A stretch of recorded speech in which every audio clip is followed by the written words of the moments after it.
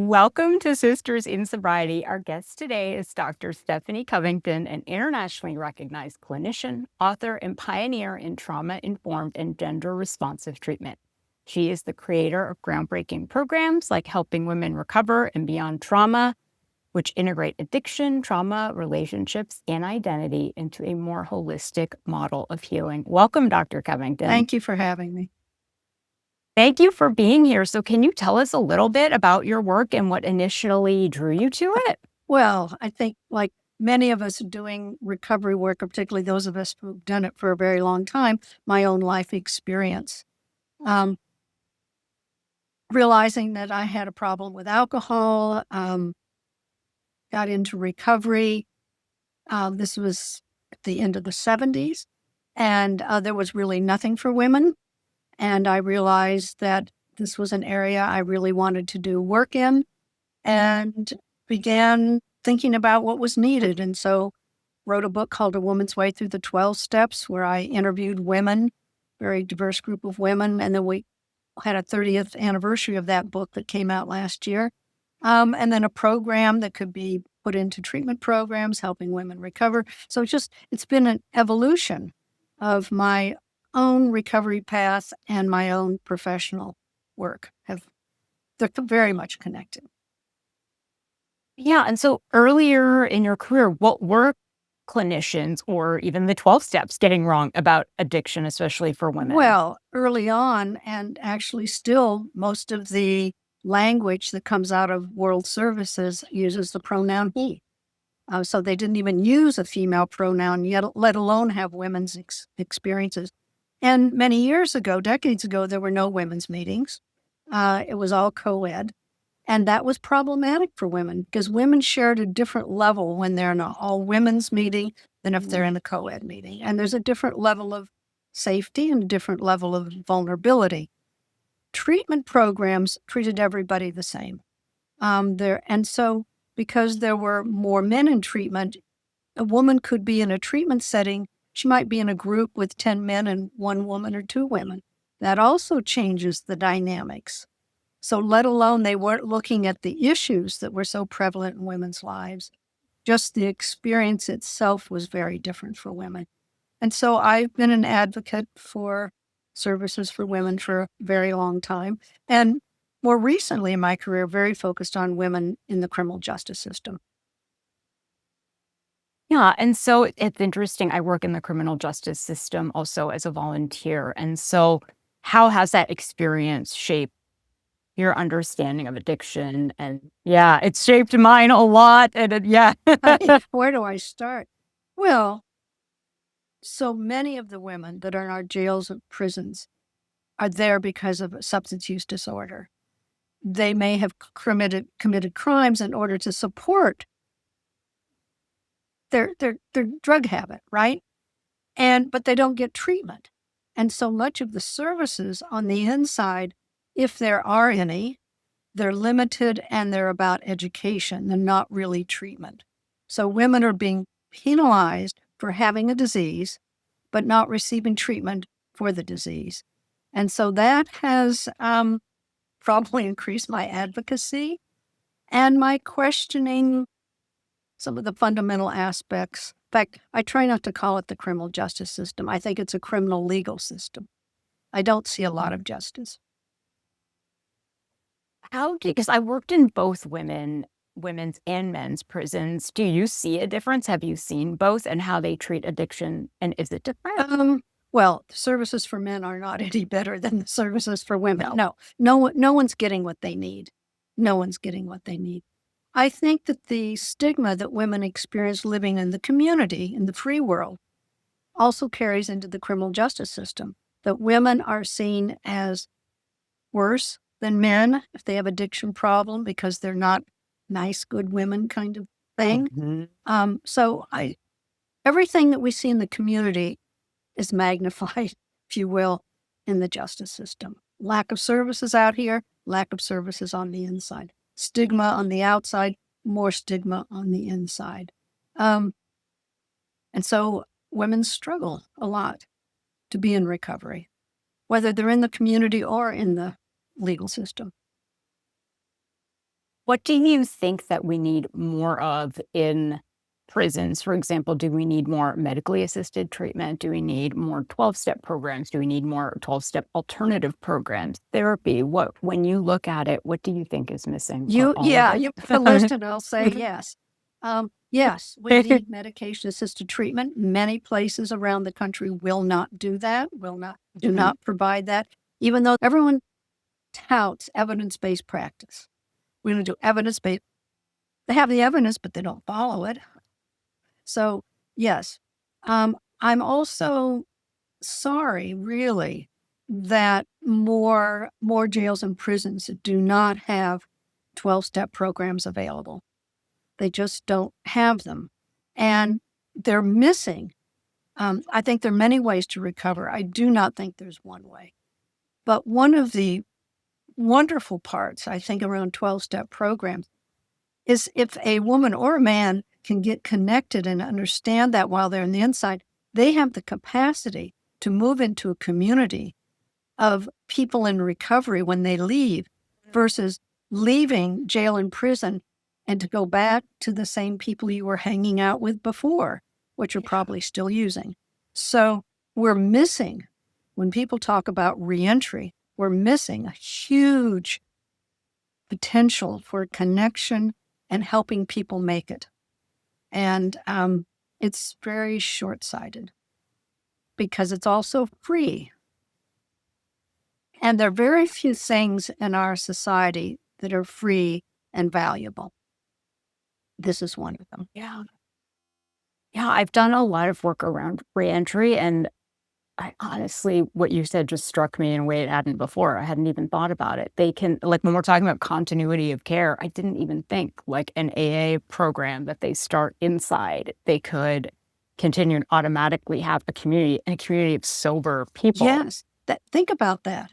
Most Yes, I'm thinking about it now. people leaving do not have that when they leave, and then we want to know about recidivism, about why don't people make it? Yeah. How do they have parole violations by using? What are we offering them when they leave? Depending on the community, they might get $2. Some places they get, $200 to leave. That's what they get, and a plastic bag of their possessions. What is your relationship with the 12 steps now? Especially, this is interesting. It's my 9-year sober anniversary tomorrow. And Congratulations. I just started working the steps about 2 to 3 months ago. And today I was reading about step 3. And so, but I am always struck by the he and like the gender language in AA. And so, yeah, what is your relationship to the 12 steps? How do you feel about that? Is that something we should just be like, okay, he, she, whatever? Or should we be really thinking about what that means? Oh, I think we have to think about what it means. If you send me your address, I will email you a copy of A Woman's Way Through the 12 Steps. Yes. And you let me know if you think it makes a difference. Okay?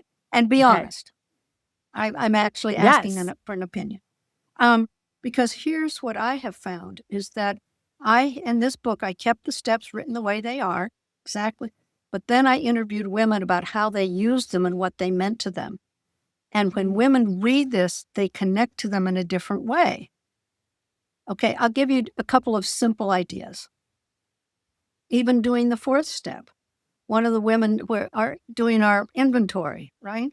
One woman described it as, she said, it's like cleaning your closet, doing a spring cleaning. You go in your closet, you say, I'm keeping this. This needs a new button. This needs a hem.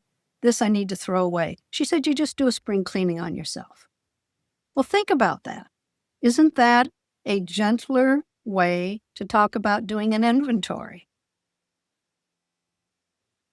Inventory sounds like work. Spring cleaning sounds like something you just do on a Saturday afternoon. Exactly. And it doesn't have the same kind of judgmental tone to it.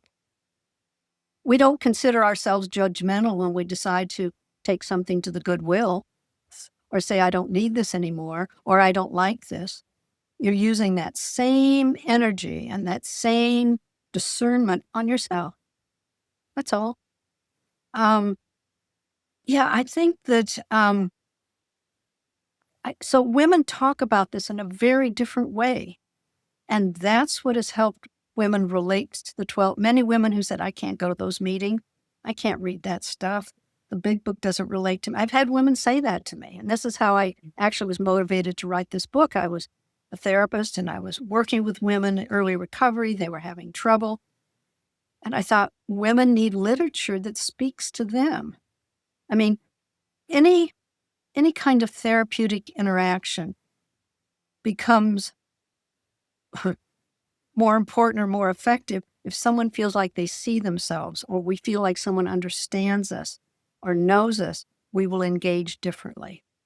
And that's why I think it's important to have literature written for women with women's voices, women sharing what it means. And so that's what motivated me to write the book, and why I do think it makes a difference whether it says he or she. I noticed it right away. This is my first pass Mhm. through the big book, and it takes me out of it right away when I hear about like Phil sitting at, at the diner after he just like went to look at a car and he's ordering like a bourbon, and it's like, okay, Phil, Great, like, Bill, but huh? Yeah, huh? Yeah, yeah, it's really yeah. different. Um, you know, I'll tell you another story out of the book that women have laughed about a lot. Is one of the women, the step says we're going to share, our inventories. The woman was talking about doing this, and she was talking to her sponsor and how she felt about the fourth step and the fifth step. The sponsor, and particularly around things she had done while she was under the influence of alcohol and other drugs. We all know we've got those stories, shameful events. Oh, we've got that stuff. So she was saying this to her sponsor. Her sponsor said, what I want you to do is get out. In those days, we had a telephone book. I want you to get out the telephone book, and I want you to look at all the names of the people you never slept with.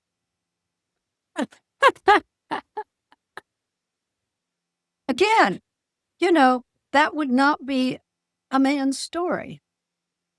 No, and you wouldn't want to do it in mixed company. No, and it wouldn't be funny in mixed company. No, But among women, it's funny, right? So it's all, these are the things women shared with me about how they use the steps. And so do you think, like, well, as I've been going through the steps, I wonder, I was talking to somebody who said, when I said, oh, sometimes I feel like the language is outdated. And she said, in religions, what typically happens is a reformation, right? And so one kind of sect will pop off and say, this is how we interpret it, right? And this is our interpretation of the Bible, or whatever religious text. And that is something that has not happened in the history of AA. And so what is the solution? Do we need to revise the big book, or is it, as some people think of the Bible, which is like, it is perfect the way it is. We don't need your interpretation. Like, what is the solution? Well, I think there have been several. Number one, World Services makes a decision about 12-step literature, and they have made the decision year after year that it will not be redesigned, re-edited. In fact, when I went to Hazleton many years ago about doing A Woman's Way, they said, oh, we're looking for a woman to rewrite the big book. I said, I wouldn't put my head in that noose. There's no way. I said, but I want the steps, because I actually think core, the foundation, the most important part of the program are the steps, because they're tools for living. They're tools that we use for recovery, but they're tools for living. So I said, that's where I'll focus my attention. Over the years, various people have written 12 steps from an agnostic perspective, 12 steps through a Buddhist perspective. So there are other books out focusing on the 12 steps, not the big. Yes, my sponsor wrote 12 Steps for Skeptics. Yeah. So there, versions that are not coming from World Services that have tried to look at this through different lenses. And I do think that's important, because like I said, I think fundamentally and foundationally, well, I thought this probably the first 6 months into recovery, which was decades ago. And I think about it a lot now. What if we were living in a world where the majority of, what if we were living in a country where the majority of people were basing their lives on the principles embedded in the 12 steps? We would not be where we are today, Yeah. because these are fundamental values. These are foundational practices. And I think that having people look at them from different lenses with different perspectives allows us to broaden people's ability to embrace them. And I think that's important. So for me, it's the 12 steps, not the big book, that's most important. Now that's considered a bit sacrilege. So Yeah. And is there, so the way my sponsor explained it too is almost like there's the steps and then there's the meetings, the community. And you can also separate those if you want to just work the steps, but it works better if you do it in community. yeah, it's really interesting. For years, most of what we've known about 12-step recovery has been based on anecdotal evidence, people's stories and so forth. In the last few years, a researcher at Harvard and a researcher at Stanford have actually researched the 12 steps in a rigorous scientific studies. And what they found is the most effective vehicle to recovery are the 12 steps. However, people need to go to meetings. If you don't attend meetings, your recovery usually is not as successful for people as those who practice but they go to meetings, because there's something, I think, about the connection and the community and the power of that. There's something. I don't think we recover in isolation. I don't think women heal from addiction in isolation. I don't think women heal from trauma in isolation. We do it through connection. You're one of the first people to say that, to challenge the idea that all addiction is the same. What did you mean by that? Well, addiction looks different in different people's lives. It impacts people differently. Gender is just one of the ways, but it impacts people's lives differently. Recovery looks different. When people have resources, their recovery, quite honestly, is easier than people who have no resources, such as those we were talking about who are in the legal system. Yes. It's different. Yes, that makes so much sense. And so when you say trauma and addiction are connected, what does that look like in real life? What it looks like in real life is we know that when we look at people who've had traumatic events in their lives, people who have addictive disorders are people who have also, not 100%, but usually somewhere in the 90 percentile range, have also had an early childhood traumatic event. And what we've begun to realize is, for some people, one of the ways they've dealt with that is to begin to use alcohol and other drugs. So let's say something happens to me in childhood.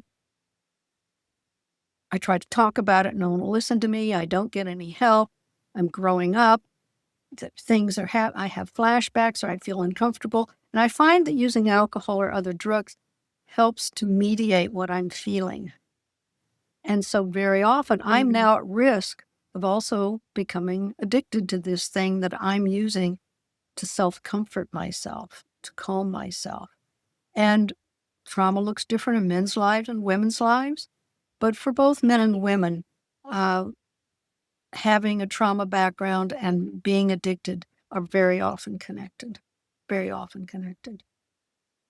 Of all the variables, genetics, you're looking at trauma as 90% of people with addiction have a traumatic. Let's talk about risk. First risk factor for addiction is genetics. Yeah. Genetics is 50% of these are all of our risk factors. 50% of this would be genetics. Then after genetics, you'll find trauma in there. Okay? You'll find trauma, you'll find difficulty with lack of emotional development. You'll find a whole variety of other risk factors. We do, and we know when we work with people who have an addictive disorder, the majority of them also have had trauma. And historically, the addiction field didn't look at trauma. It was a single focused intervention. You come to us, you have a problem, we deal with your addiction. Anything else that's going on, you deal with later. And that's why some people couldn't sustain recovery, because their trauma history and their use of alcohol and drugs were so connected, so intertwined, that they struggled with recovery. Now we know that we need to be working with trauma and addiction at the same time, and those people who are experiencing both. So do you think it's important to do it at the same time and not, for example, like sequentially? So I would say for myself, I didn't even think about why I was drinking or using until after I had stopped. And so um like that emotional sort of sobriety piece, Mhm. whatever it is you want to call it, like the root of the addiction. And so what does it look like to treat it at the same time? Well, it also depends on the individual. If you've had a traumatic experience in your life and you haven't, we'll use you, okay, for a minute. Your trauma was in the background. Your addiction was in the foreground. Mhm. And so you were able to get into recovery. And very often this happens. People then realize this because this was helping cover up this, right? There are other people where these things are both in the foreground. And if you only treat this stays right here. Okay. And it often creates relapse. Okay. So it really depends on where things are. What's in the foreground? What's in the background? Are they both in the foreground? If they're both in the foreground, you treat them both at the same time. Meaning, let's have a woman who's going through a treatment program, but that treatment program also needs to allow her an opportunity to acknowledge her trauma, to learn some coping skills, some calming and soothing skills that don't revolve around alcohol and other drugs, and to have a place to begin to do the emotional development work. So she's doing this while she's doing this. So it really depends on where things are positioned in her life. So that risk of relapse for people with untreated trauma, would you say that is a significant?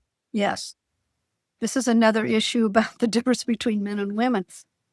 Relapse triggers for women are different than for men. For women, trauma, relationships, and sexual issues are the three primary. And when you look at standard relapse prevention programs, they don't talk about any of those three because they were designed for men.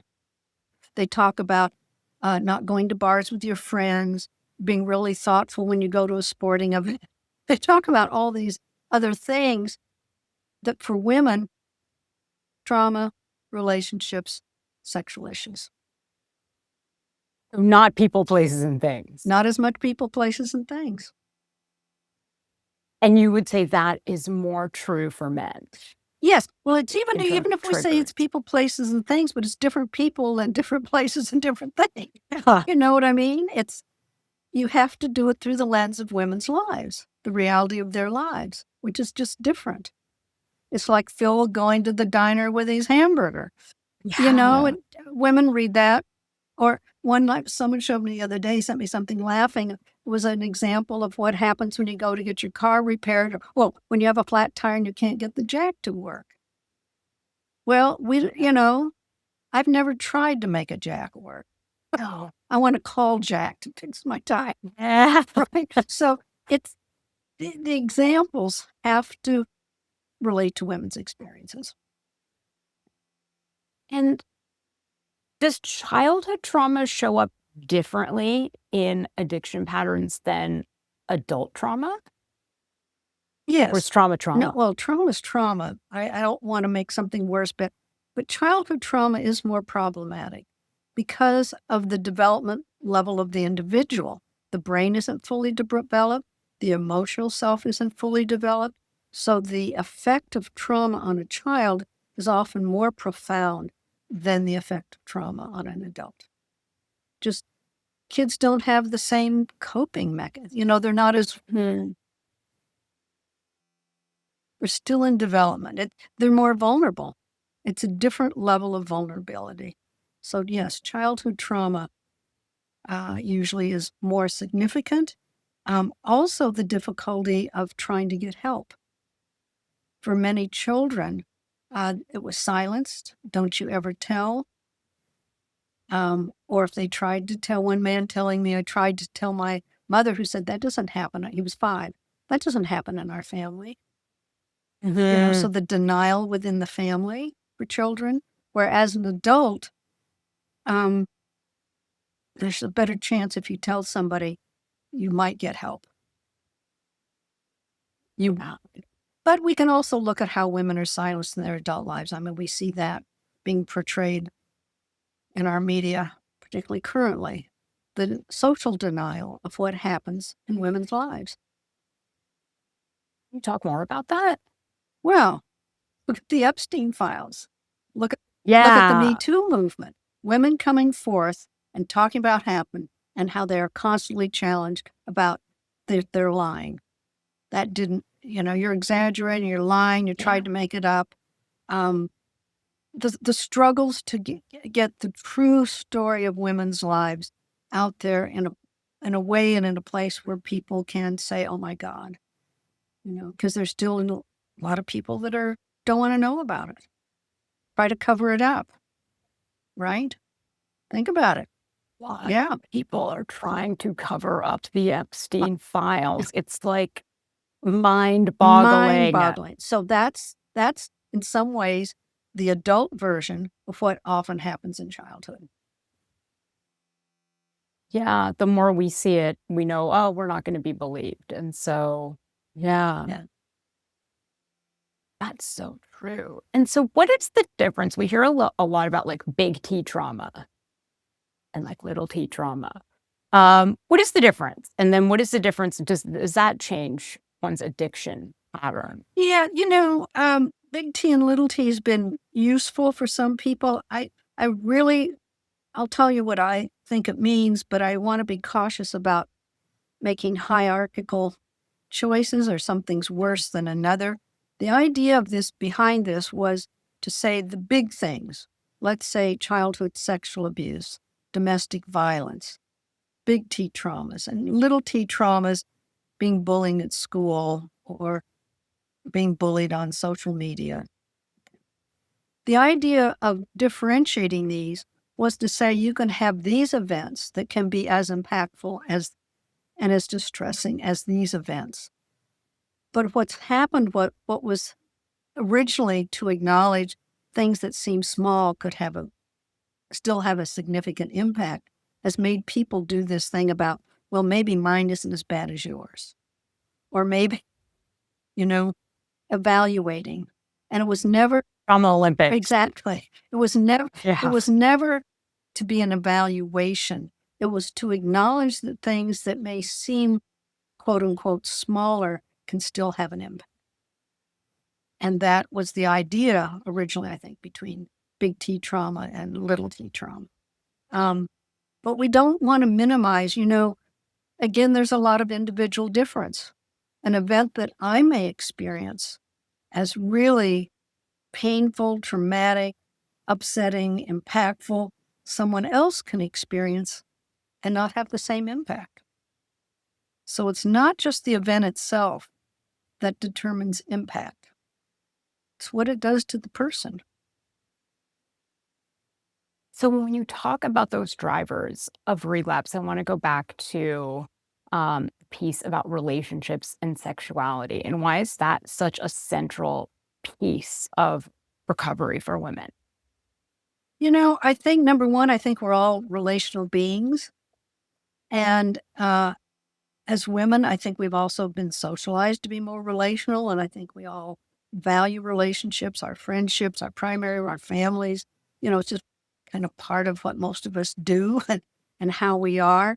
And when those relationships are problematic, I think is particularly difficult for us. And for some women, again, back to having resources, not having resources. For a woman who's in a problematic relationship, that's her primary relationship where she's economically dependent,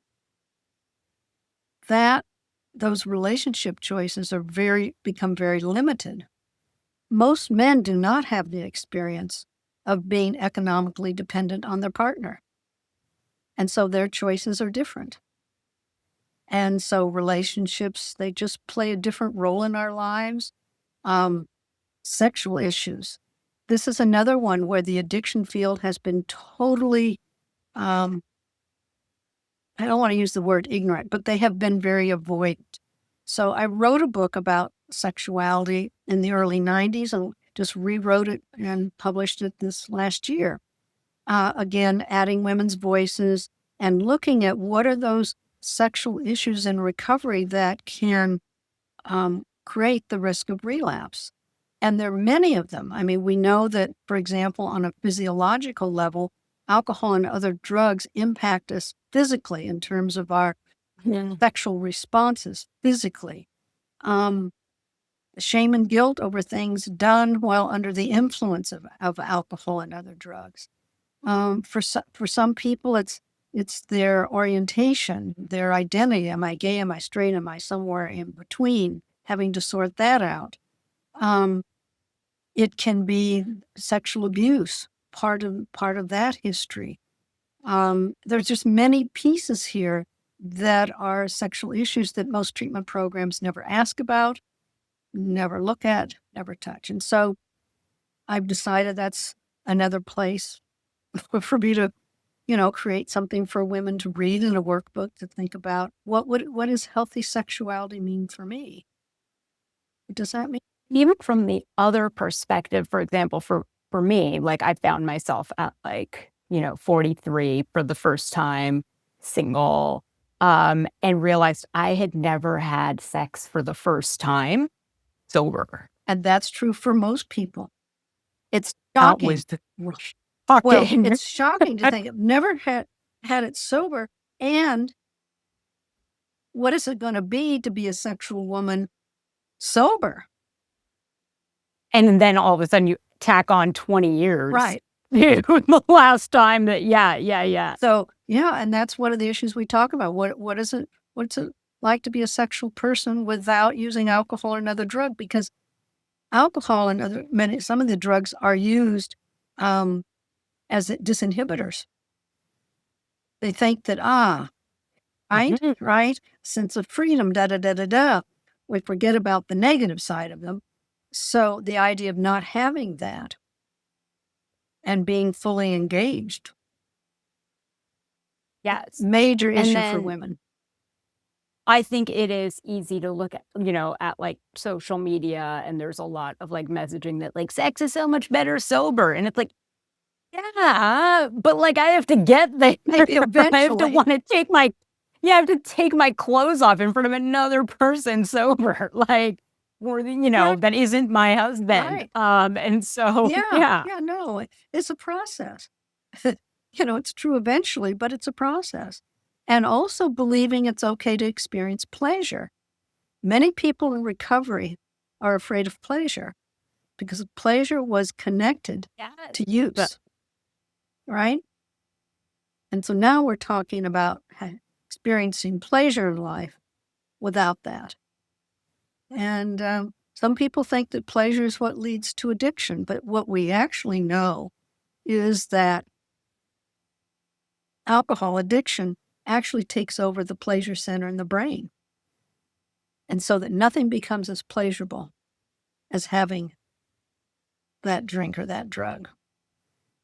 And so there has to be time for the brain to heal and to disengage from that experience so that you can find pleasure in other things in life that sort of became less and less in your life. I interviewed somebody last week that said we have to retrain ourselves for joy. That yes, exactly that what you're saying. And so how often in your work have you seen co-addiction with sex, like with sex and substances as a co-addiction? I've in my own clinical work, I've seen that more in men than with women. With Mm. women, the interesting thing is the few women that I have worked with who diagnose themselves as sex addicts, when I really listened to their history, in each case, the woman had been a victim of childhood sexual abuse. And the childhood sexual abuse had created what I'm going to call a distortion in her life around sex. Because often what happens, let's take childhood sexual abuse. What often is we see people responding to that at either end of a spectrum, becoming hypersexual or becoming asexual. Often we see these disparities.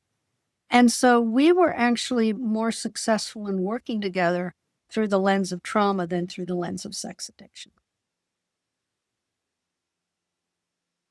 Wow. And so that leads me to ask, like, is that what a trauma-informed environment is? Like, how do you look at a trauma-informed environment Well, in through the lens of recovery? trauma-informed environment means the person understands what trauma is and the impact, and they always have that as a way of thinking, is trauma involved in this situation? Is trauma a piece here or not a piece here? And when we do trauma work today, we really, I think about it on three different levels. Trauma informed is information, having knowledge and understanding. Trauma responsive is when programs look at their policies and their practices through the lens of trauma and make changes, knowing what trauma has, how someone has been impacted by that. And the third level is being trauma specific, where we provide services. So let me just give you a quick example. Let's say I'm running a women's residential treatment program.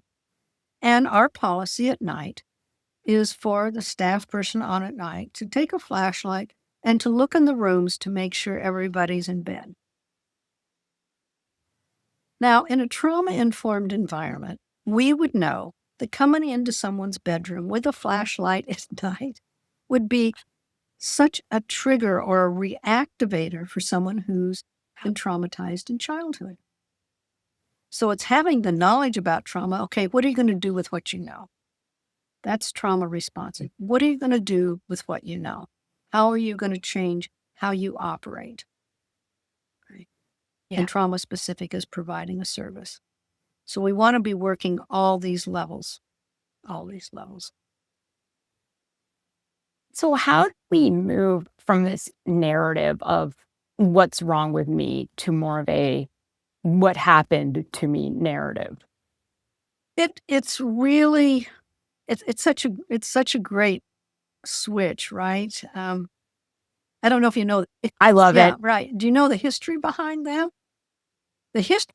Oh, No, oh, I've only seen the Oprah oh. book. So that's on the title of the Oprah book. It actually comes out of the end of the 80s with Dr. Sandra Bloom, who's a psychiatrist that's in Pennsylvania.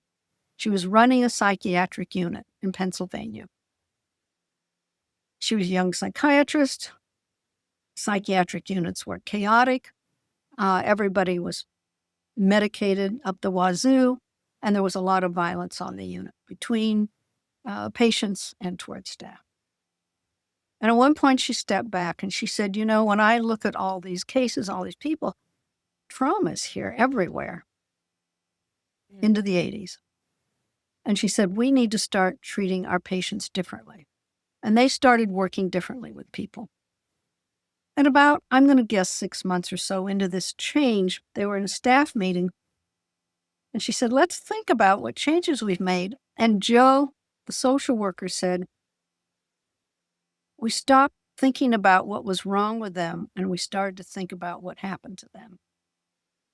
And that's where that phrase came from, was a psychiatric, because when they changed how they worked with people, the people still had the same diagnosis. They still had severe mental health problems, but they did better. The violence on the unit went back. When people left the psychiatric unit, they didn't come back in as quickly. They were more successful. And so that's where that understanding is rooted in. that, I think it's a wonderful way both for people to think about themselves, for us to think about how we think about our family members and our friends. And it's really important for people who provide services to make that internal shift about it's not what's wrong with people, but it is about what happened to them. Think about what that shift would be like in our jails and prisons. Right? Transformational. Yeah. If that shift took place in the people operating and working in our jails and prisons, it would be a transformation. Yeah, seeing any level of empathy in jails and prisons would be, yeah, system changing. Exactly. Exactly. I know for me, it changed a lot when I was able to say that too, a couple of years into my recovery. Because I know you said women particularly struggle with the shame and the stigma. And How so, we judge ourselves, the self-talk, yeah, the judgment, the internal criticism, that voice, right? Yeah, really important to get a shift. What would your best friend say to you? You know, it's it's that voice, that tape recorder needs to be turned off. yeah. And so, have you noticed too? I noticed for myself, like I had a major, I wouldn't say identity crisis, when I got sober, but a major identity shift. And how do you help women specifically handle that shift? Or how can we help women? How can we I support think we them with that? support it and we celebrate it. That this I think so often, particularly with addiction, there's a sense of hopelessness, right? I mean, it may be unconscious, but it's there. There's a monkey on your back and you don't think it's going to change. You may want it to change, but, Mhm. and so when in fact early recovery happens, I think is supporting women and knowing it'll just get better and better, Mhm. regardless of the circumstances. And this is, also a hard thing for women to understand in jail and prison where their environment and their circumstances are so horrendous. But in fact, I have the women talk about, because, of course, a lot of people are using on the inside. People in the public doesn't understand you can get whatever drug you want on the inside. Um, but the women who are actually in recovery on the inside speak to each other about, let me tell you, it's going to get better just living here. When you get that monkey off your back, that's where the hope begins, really. For potential to live with some degree of serenity. Yeah. I have a question that I did not plan to ask, but has been coming up for me a lot lately, as I interview lots of different people. And you're in California, so it is sort of appropriate about the idea of being Cali sober. And so I am sober, and and it's some days after 9 years, it still sucks. Some days, for the most part, it's amazing. And then I'll get invited to a cocktail party and I just want to like run screaming out the door. And that's just part of my life. Yeah. It just is. And it's okay because then I get to come home and I get to like eat ice cream and watch Netflix and I have lots of other, more healthier coping mechanisms, but that, Yeah. I can, I still have those. And so, but one of mine is not, smoking weed or convincing myself I can have the occasional glass of wine. Where do you stand on that argument? And so sorry, I'm asking you 5 questions and answering. The word that people have been using with me is that they've transcended their addiction Mhm. and that they no longer identify as an alcoholic or an addict. And so now that they've transcended, they're able to like use substances mindfully. I unfortunately do not believe I'm at that point, and I find it frustrating. And I'm sure I'm not the only one out there. Yeah. Well, again, I think there are a lot of individual differences. Mhm. Were they actually addicted or were they just misusing or abusing alcohol and other drugs. There is, there's a way that people are hooked Yeah. on something and they're abusing it, but they may not be totally addicted in a physiological, psychological way. So I don't know. I would say it's the majority are now dabbling in a substance that they were not Listened to addicted to before. originally. And what Yeah. we have seen historically is that becomes problematic. If in fact they were addicts, that becomes as human beings, we can get addicted to anything.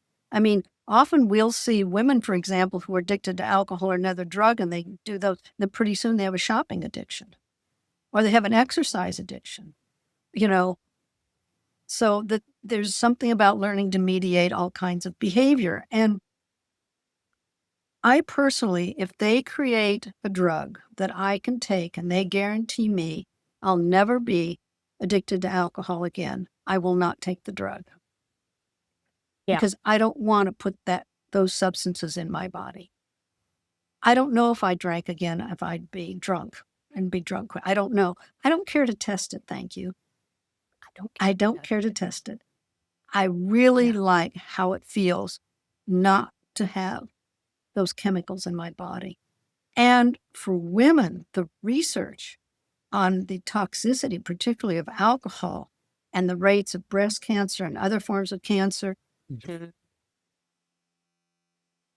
they don't want us to know that information. But in fact, even drinking one drink a day, which is not alcoholism, right?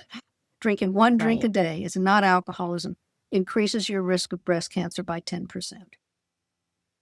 Do you want to increase your risk? I don't. I've had it once. I don't need it again. And so I really think that, I don't know. People have to determine for themselves what recovery means.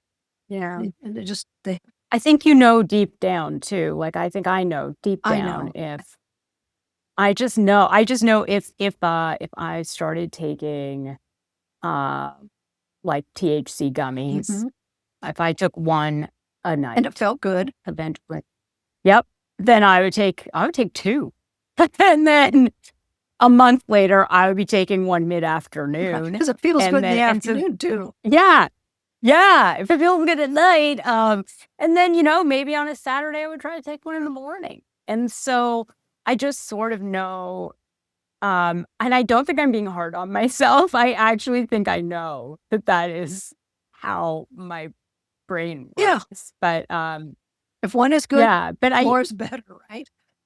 And but I do think people, I also agree with you. I think everyone should have their own has their own free will. And I think that also if you don't feel like identifying as an addict or alcoholic anymore, whatever. Yeah. exactly.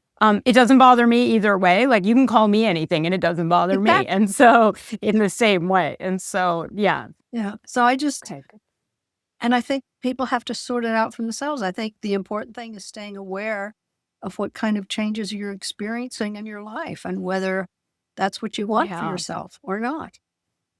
We know what it's like without. I mean, I didn't experiment early in my recovery. I thought, well, I don't really need to be abstinent. I mean, I went to AA in the beginning, not to be abstinent. I went to AA in the beginning to learn how to drink well. I figured those are the people that knew how to drink better than I. That was my mindset. I went there to learn how to drink. I like it. So early in my recovery, I thought, I'm not drinking. I haven't been drinking for a while. Someone gave me a bottle of champagne for my birthday. I'll just have a glass. But I drank the whole bottle. And I thought, oh, this is a confirmation. Your intention was, I'll have a glass. It's not what happened. And so that was my personal experiment. Yeah. Yeah. I think I look at other people having one glass and I don't understand that. So I certainly don't understand it for myself. No, I don't understand that part either. So for somebody listening out there who feels stuck, what's one shift or one thing they can do today? If you feel you're having a problem, alcohol or another drug, and you're not really sure if it's a big enough problem, I'd suggest you do two things. Stop using for 30 days and see what it feels like. Make it an experiment. And if you struggle, then you know you have a problem. The other thing I suggest is think about your relationship with whatever you choose and compare it to your relationship with green beans. Think about your relationship to green beans. And when I tell you you can never have green beans again, how do you feel? And then think about your relationship with whatever you choose. And how do you feel when I tell you you can never have it again? And see if this helps you understand what may be going on in your life. Wow. All you would have had to ask me at the time, which you would have just had to ask me the question, like, try going 30 days. And I'd be like, no. I wouldn't have even started the 30 days. I wouldn't have like gotten to day 5 and been like, this is very difficult. I would have said, no, I'm not doing 30 days. Right. So these two questions can help people to assess what the role of alcohol and other drugs, what the role is in their life by looking at their relationship with it. That, Dr. Covington, you have said so many things today that have like blown my mind. Great. And the green beans thing, I think will live on for a lot of people listening. Great. Well, I'm really glad to have spent this time with you. And I was serious. Send me your address. I'm going to send you a book and a workbook, okay?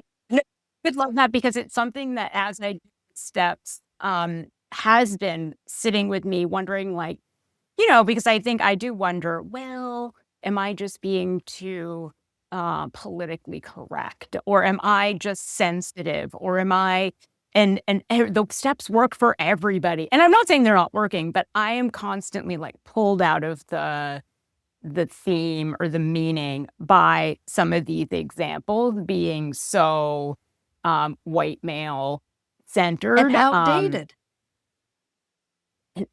And there was a moment in like the second step where there is a brief, like maybe it is one sentence where they say, they're talking about how quickly addiction can happen. And they say, and for women, it can basically happen overnight. And outdated. And I was actually listening. Yeah, I was listening to it on audio in my car.